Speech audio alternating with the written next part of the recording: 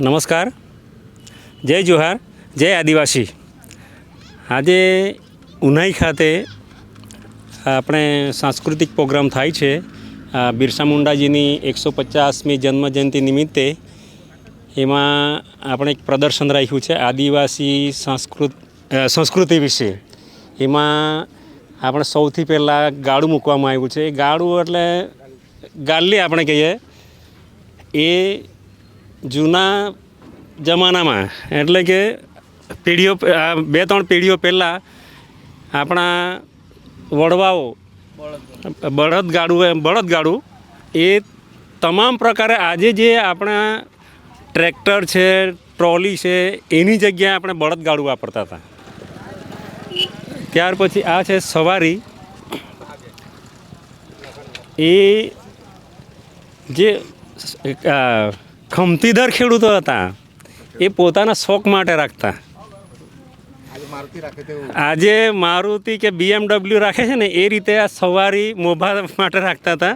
અને એ કોઈક સારો પ્રસંગ હોય, લગ્ન પ્રસંગ હોય, કોઈ જગ્યાએ જવાનું હોય ત્યારે સવારી જોડતા।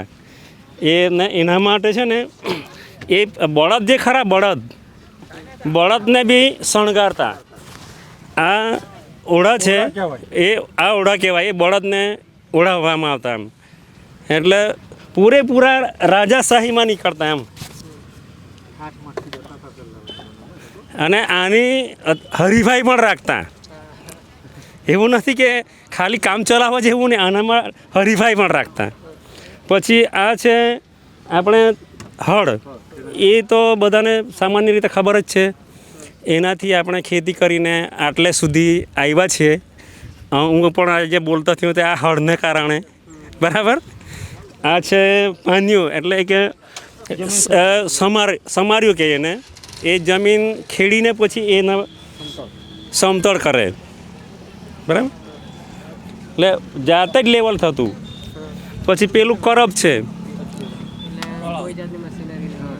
એ કચરો મારવા માટે નીંદણ આવે, એ નીંદણ દૂર કરવા માટે વચ્ચે મારવામાં આવતું એમ।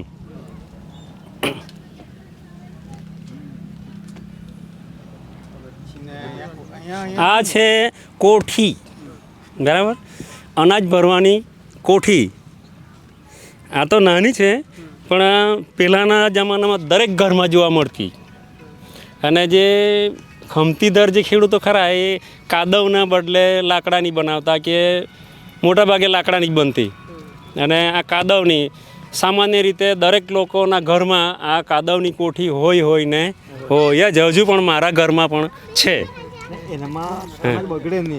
આ અનાજ 2-3 વર્ષ તમે રાખો છતાં પણ બગડતું નથી, અને કાદવથી જ બનાવવામાં આવે।